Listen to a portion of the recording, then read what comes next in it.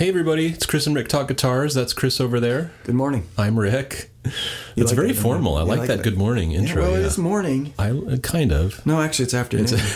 It works. That's I like my it. morning. That's how you're rolling, man. I like it. Yeah. Well, we thought we'd do a check-in. Chris, what's new with you, man? Anything new or in your musical universe? Me? Yeah, with you. Like me? gear or Let's see. Like Gear-wise, I've had amps on the brain. Yeah. So I've been like kind of going over my stuff and cleaning it up and checking it out and taking stock. And I wrote a couple of articles on our blog. I don't know if you've seen it. Oh, I have. They're about great, amplifiers. actually. Just really short little pieces while, my musings while I'm dealing with it stuff just to get it captured because I know it's super important that I capture these things. Well, yeah. So I've been into amps. Let's see what else. Oh, speaking of amps. Yeah. From my childhood, I snagged one of those little impulse buy of something that my memory as a young fledgling guitar player, an amp called the Marshall Lead 12. It was from the JCM combo series. Very cool. Back in the early 80s, about 83 or so.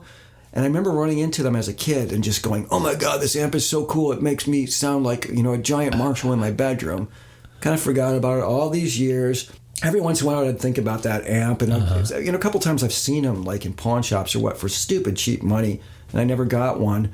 And I just got it in my head that I wanted to get one. So I sought one out for a good price. And it's pretty fun. So what's the deal with these things? The deal with it's completely solid state, and it's got the cosmetics of the Marshall JCM 800 era. This is cool. It's one of those that had the grill cloth that faded, so it's kind of a tan looking color, not black. Crazy. And it's super cute. The cabinet is like solid wood, like ply, birch ply. It's super well made. And when I first got it, look around. I have all these really nice, tube amps. Yeah. I plugged it in and kind of turned the volume way up, and I'm like, oh, I heard that solid state, that really thin, kind of like solid statey sound. Yeah. And I'm like, oh no. And then I kind of turned up the gain a little bit, and it got it to that point of where I remember why I like this amp. Super fun at a quiet level with just a guitar and a chord, a Gibson guitar and a chord, so humbuckers. Got it. It's got a really inspiring, very, that preamp distortion, like Marshall era sound. So it's cool. Fun. It's very useful. I used to use the Champ or the Princeton with a pedal to kind of get that tone for dicking around. This is, it's a great kitchen amp for working on songs. That's awesome. So that's one new piece of gear I've got. What size is the speaker in it? It's a Celestion, and it's not a good one. Supposedly, a lot of people. This amp on the internet, if you check them out, it's got a lot of hype behind it. I think for good reason. There's some good sounds in there, but I don't think it's I think it might be a little bit too hyped. Got it. But the price, if you can find them for under $200, I still think that's a really good deal because it's solidly made.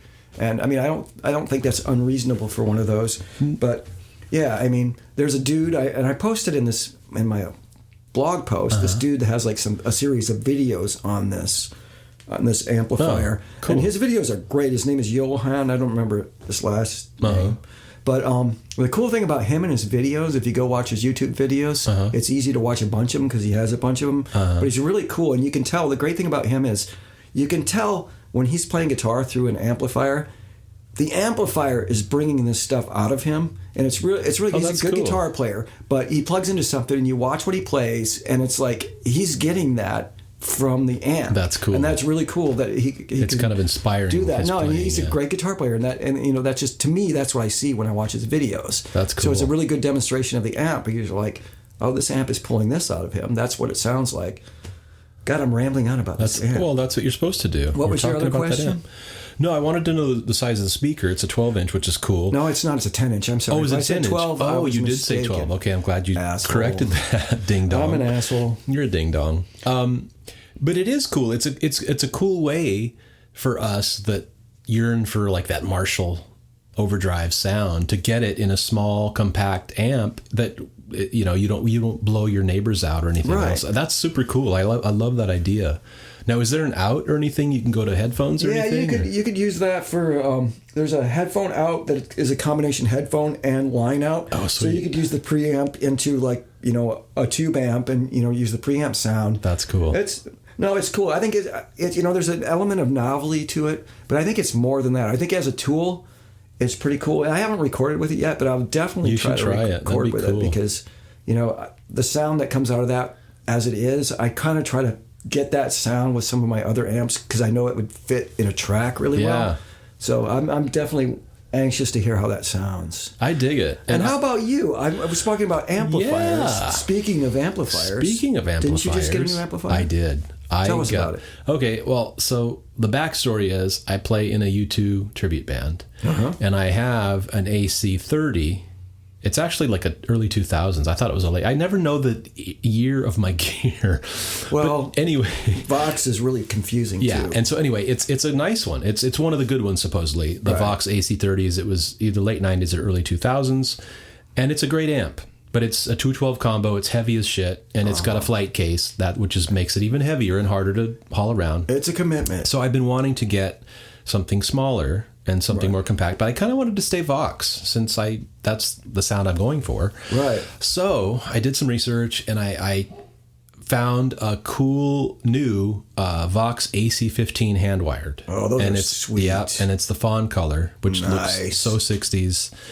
And I got it. I ordered it online. It came to the house, and I plugged it in. I played around with it. Vox amps are kind of interesting because they do take some dialing in a little bit, and there's it's a top boost channel and all this other crap. But it sounded good in the house, but I was like, I wonder if this is going to work in the band, But I took it to practice and plugged it in, and it sounds great. It's awesome. Yeah, it's an awesome amp. It's got it's got that chimey, Voxy sound, and it's another thing too is I can turn it up more than the AC30, right, and get it to work more like people work the AC30s, like all those guys. You got to crank those things so that it gets that weird saturation, that compression, and I can kind of get that now with the AC15, which is cool. So I can kind of crank that up a little bit and get that to work at that level. But yeah, I've been really happy with that amp. It's so cool. I looked at all kinds of different amps,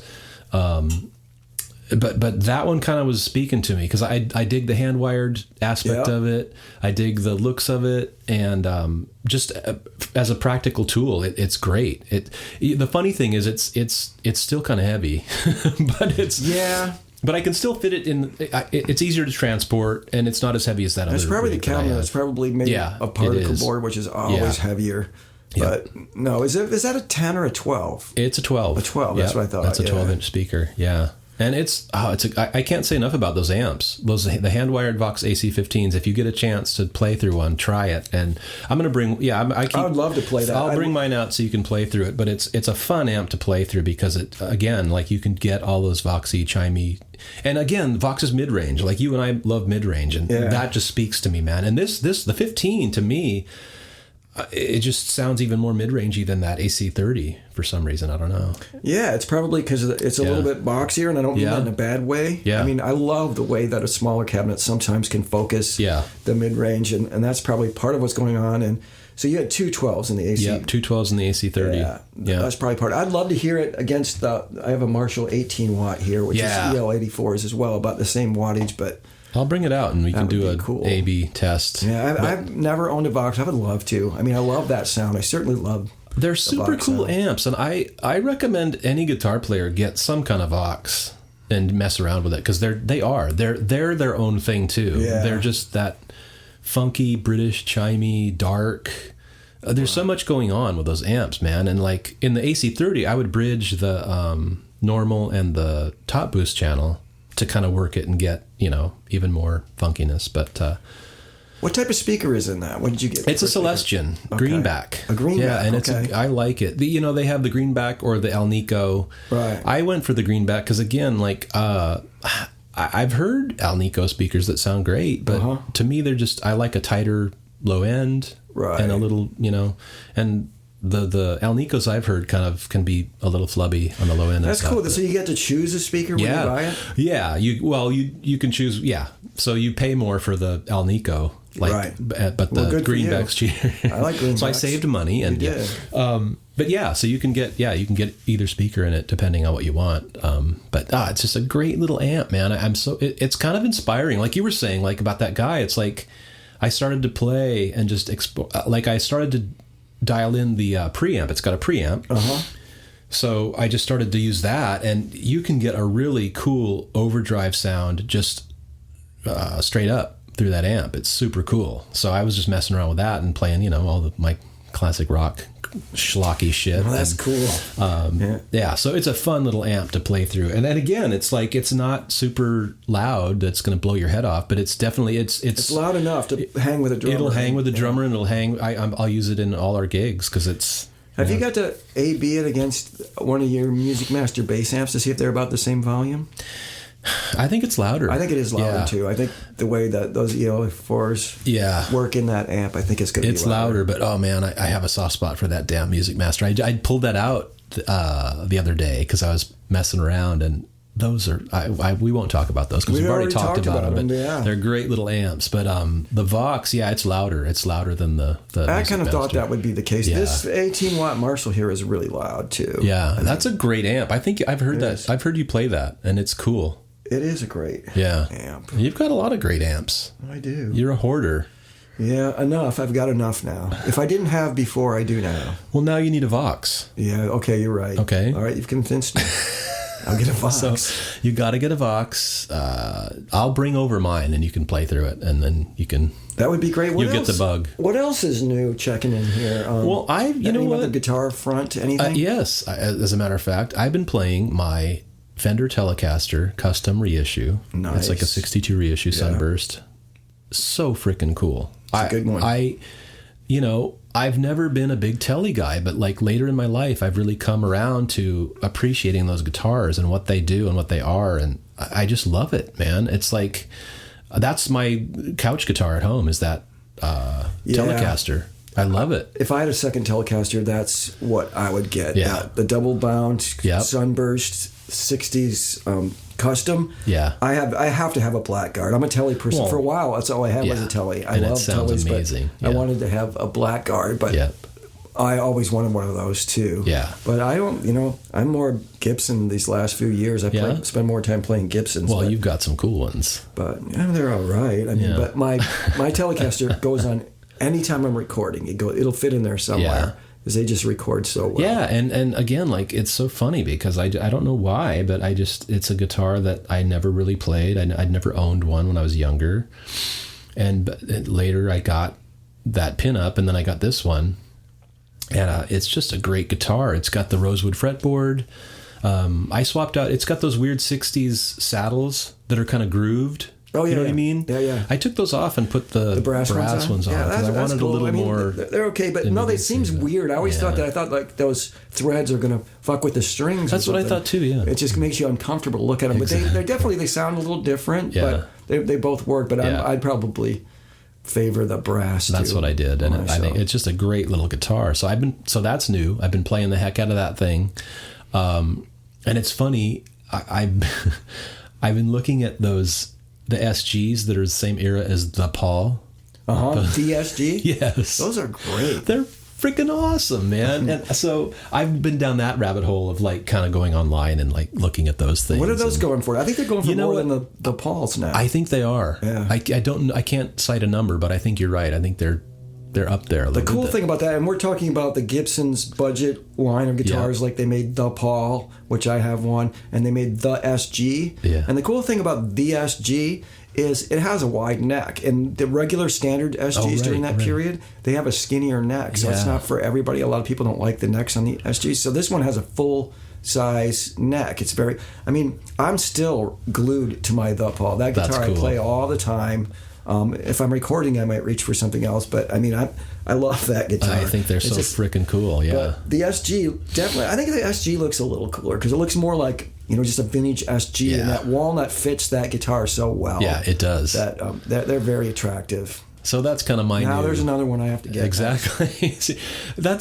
So anyway, that's the rabbit hole I've been going down in terms of like kind of coveting a new piece of gear. Is cool. that I didn't guitar? realize that. I'll send you pictures then. You will. I know. It was cool that you. Oh, by the way, hey, I wanted to. Since we're talking about amps, I'll go back to the amps. You were talking about your cool new solid state acquisition. It reminded me of a cool amp that I had, a Dean Markley single 12 combo, 2-channel back in the day. It was a hybrid. It was a tube. I remember those. Yep, it was a tube. No, was it convertible?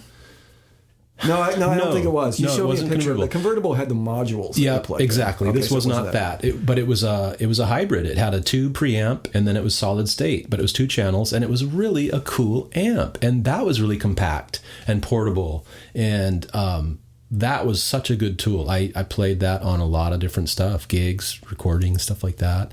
And you sent me a picture of one of the Dean Markleys from that era. Yeah, that totally took me back to that. Yeah. But speaking, it reminded me of after you were talking about the Marshall solid state. And so again, I think it's interesting because that was still in that weird Wild West of when people were experimenting with solid state. This was the 80s and 90s. And I think they kind of hit. That was a little gem, They started to have. They started to hit the mark more. But I think that I'm really interested in solid state, and I've always been, even though I don't own any of it. But I mean, companies like Acoustic, they nailed it pretty early on. I mean, and for bass or guitar, a lot of those old acoustic amps are great. And there were a few other companies that really, I mean, Peavey, kind of in the beginning, they didn't sound so great. It took them a while, even by his own admission, the Peavey guy's admission, it took him a while to get it. But who else I had a Lab Series. That's L7. cool. Yeah. That was the best sounding solid state amp I ever had. Well, was your Yamaha solid state? It was. I didn't really dig it. It was a Yamaha G100 212. It was like the twin killer, supposedly. Yeah. I didn't like it. It had a really cold, sterile sound. The thing about whenever you start talking solid state amps, even more so than tube amps, you're going to find people that they have the thing that I don't like, somebody else really likes. I mean, I don't like the JC. What's the JC120? Like the classic, like clean amp. Jazz chorus. Oh, yeah. I mean, I think it's got an undeniably lush chorus sound, but the sound of the amp itself is just cold and sterile for me. But there's a million people. It's a classic amp. A million people who like that. Yep. Me, I like the dark sounding, like the Gibson Norland era Lab Series amps. That's cool. Those were great sounding. I'd love to have one of those. That's cool. Now. I mean, I don't need another amp, but I mean, I had the L7, and actually the L7 I got rid of I needed something smaller, so I got a Bandit 65 Peavey. That was a really warm. I mean, you could crank it. It never got like that cold, edgy, solid state sound. That's cool. Great sounding amp. I think B.B. King played one of those up until his death. Well, I think they were jazz. They were known for jazz players, and I think he did play a Lab Series. Rodney Montrose, I think he played one too. Cool. They were good. That's rock crazy. amps. It's unfortunate because the entire time I had that amp, I was kind of between bands. Yeah. So I never got to play it much live. But the couple of times I did get to play it live, it was just like, I mean, it hung like a tube amp. I mean, That's it hung interesting. in there like it didn't wash out or didn't feel like thin or cold. It was great. That's cool. Yeah, solid state. I'm trying to think. I had a Galen Kruger little guy. Was that a solid state? Those are well respected. Yeah. 80s. Yeah, I had Alex Lifeson from Rush. Yo, hey. Our main man. Hello. Yeah, so I had one of those too, and it was kind of cool. But it was I don't think I spent enough time with it, dialing it in, and you know what I mean. I was too impatient and too, I don't know, distracted or stoned. I would love to hear some of the amps that I couldn't hang with back in the day. There was a lot of Peavey stuff that, I mean, like a Peavey Deuce and some other things that I thought, oh, cool, big amp plugged in, and I couldn't get a sound out of it. Yeah. I would love to try to get a sound. I'm sure I could. I mean, once you start to learn the quirks, I mean, that Marshall that we were talking about earlier, this Lead 12, it's super easy to make that sound like shit. I mean, it's like, if you don't dick around with it and figure out its essence, I mean, it just sounds like shit. I mean, there's some tube amps like that. Yeah. For sure. Yeah. You want to see? I can make the boogie sound like shit. There's so many ways to make a Mesa boogie sound like shit. Oh my god, those old Mark amps. Oh my god, it was like the cockpit of a 747. Right. I never knew what to do. But you can also make them sound great. Yeah. But you just gotta know what you're doing. Those things were heavy as a boat anchor too, though, and they were tiny. Like the single 12 combos weighed like as much as a Marshall half stack. Exactly. I don't know what the deal was. Yeah, it was like a Princeton that they crammed a basement chassis into there, and then a big heavy ass electro voice speaker. The transformer had to weigh like 50 pounds or something. Totally. It's like, well, this is more portable. No, it's not. It's not portable. I just broke my back. Give me a dolly and a fucking stack. Make me carry this thing. No, we went from solid state back to tubes. We're covering it all, man. Well, we're checking in, man. early solid state I'll go back to for just a moment. Yeah, do it. A while I received a broken acoustic, was it a 130 or a 150B amplifier from probably the very early 70s. And it had something, it was a guitar amp, but the guitar amp and the bass amp are almost exactly the same, except for the guitar amp has reverb. And the reverb channel was blown on this thing. It was just, I just couldn't get it to work, so I just bypassed that and just used the bass channel. And for bass and guitar, that thing sounded so awesome. Crazy. I mean, for bass, it was just had, you know, even when you pushed it, it just had this really cool, like almost like a compressed, like tube overdrive thing to it. But it was a very respectable guitar sound. Was it a combo? Usable. No, it was a head. Or it was a head. Oh, just a head. Okay. And I plugged it into that 210. That's cool. Thing there, and it sounded great. So. Yeah, acoustic was a good. I love that. There are just unlikely little gems out there that, you know, and that's kind of the cool thing is never write anything off, really. You know, try it out and see if there's something to it, and if there is, you know, you might be able to get this cool gem. Because nowadays it's hard to find those, right? Like all the brand names, you know, people are charging crazy prices for all the vintage gear, right? But there's a lot of stuff out there that is kind of under the radar that you could get for. Oh yeah, the Music Master bass amp used to be one of them. I know, I love that thing. And that's cool. Well, cool, man. I'm glad you're. I kind of want to play through that. I might borrow it from you and just see. Yeah. Maybe we can do a swap where I'll give you the Vox. All your guitars, and you can borrow that for. But because I'm a sucker, you know, we're both sucker for Marshall. That sound, that overdrive sound. That's just a fun, like. Yeah, it's more, cool. Just slightly more than novelty. It's useful. But it's really it pulls stuff out of you, like I was saying. Yeah. With that dude in his amp videos, there's stuff that you'll get out of that amp by just plugging into it. And it's cool to have it in such a small package. Right. You know, it's like I love it. It's handsome. Cool. Well, I'm glad, you know, you've made a new acquisition. Now you got to put Vox on your list and check that box off. And it never ends, does it? It never ends. No. All right. Well, no, not until your estate sale. I will not rest until I find you a Gibson.SG that speaks. I know. I expect to see links sent to me. Lots of links. Right. Yeah. Well, this is cool. Checking in. We should do this more often. Okay. I mean, I really didn't know what you were up to. We'll do Chris and I don't talk most of the time until we get together and do this thing. So thanks for listening again. As always, like we really appreciate anybody out there in the ether who's listening to this silly rant that we do all the time. Right. But thanks for listening. Check us out on social media. Check us out on Spotify, iTunes, Apple Podcasts, whatever they're calling it these days. Who knows? What do you got to say, pal? I have nothing. Just thanks for tuning in if you did. And, awesome. Thanks. Cool. Yeah. All right. Until next time. Goodbye. Bye.